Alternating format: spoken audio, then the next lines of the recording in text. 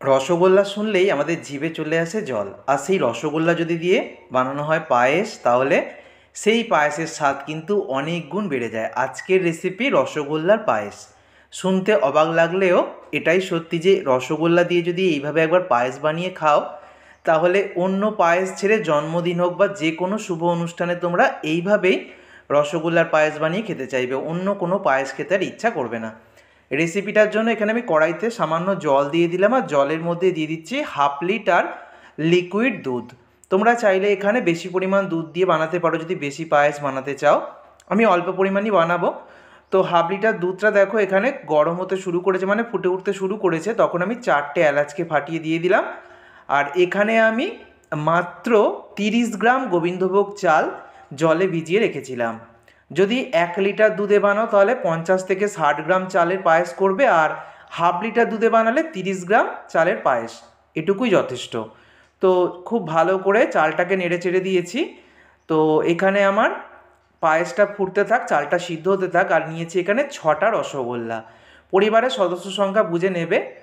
তো আমি এখানে একজন পিছু একটা করে নিয়েছি, তোমরা বেশিও নিতে পারো। রসগোল্লা থেকে রসটাকে হালকা হাতে প্রেস করে একটু চিপে নিলাম। এদিকে পায়েসটা রেডি হচ্ছে, আর এদিকে দেখো আমি অন্য একটা কড়াইতে অল্প ঘি দিয়ে দিলাম। ঘিটা গলে গেলে কাজু কিশমিশ ভেজে নেব। পায়েসে তো অবশ্যই কাজু কিশমিশ দিতে হবে, যেমনটা আমরা নর্মাল পায়েস তৈরির ক্ষেত্রে ব্যবহার করি। তো কাজু কিশমিশটাকে হালকা লালচে করে ভেজে আমি তুলে নিয়েছি। আর এদিকে দেখো পায়েসটা কিন্তু ফুটতে ফুটতে অনেকটাই ঘন হয়ে গেছে, চালটা অনেকটাই সিদ্ধ হয়ে এসছে। তো তখন আমি এই কাজু কিশমিশটা দিয়ে দিলাম। খুব ভালো করে আমি মিশিয়ে নিচ্ছি, আর ঘিয়ের সুঘ্রাণটাও চলে আসবে। কাজু কিশমিশটা মিশিয়ে নিচ্ছে, আর দেখিয়ে দিচ্ছি দেখো এখানে চালটা কিন্তু খুব ভালোভাবে সিদ্ধ হয়ে গেছে। 30 গ্রাম গোবিন্দভোগ চাল ব্যবহার করেছি। এবারে সবশেষে যখন চাল সিদ্ধ হয়ে যাবে, তখন হালকা হাতে প্রেসার দেওয়া যে রস চিপে নেওয়া রসগোল্লাগুলো দিয়ে দিচ্ছি। রসগোল্লাগুলোকে খুব বেশি চেপে চেপে রস ঝরাতে যাবে না, তাহলে কিন্তু রসগোল্লাগুলো ফেটে যাবে বা ভেঙে যাবে। তো এখানে দেখো আমি রসগোল্লাগুলো দিয়ে দিয়েছি, আর এই 6টা রসগোল্লা থেকে যেটুকু রস বেরিয়েছে সেই রসটুকুই দিয়ে দিলাম। এক্সট্রা কোনো চিনি দেওয়ার কোনো প্রয়োজন নেই, এই রসেই কিন্তু পায়েসের স্বাদ মিষ্টি হয়ে যাবে। আর রসগোল্লাগুলো দেওয়ার পর হালকা হাতে নেড়ে চেড়ে দিচ্ছি। রসগোল্লা দেওয়ার পর মিনিট 2 মতো একদম লো ফ্লেমে গ্যাসটাকে জেলে রাখবো, তারপরে অফ করে দেবো।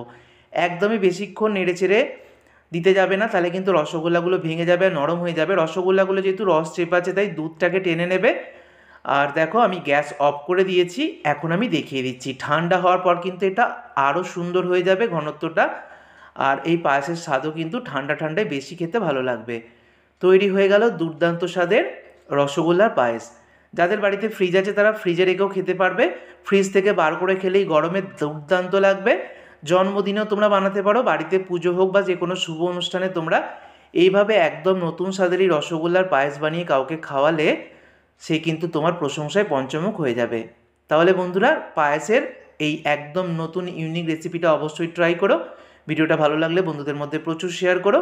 সকলকে ধন্যবাদ।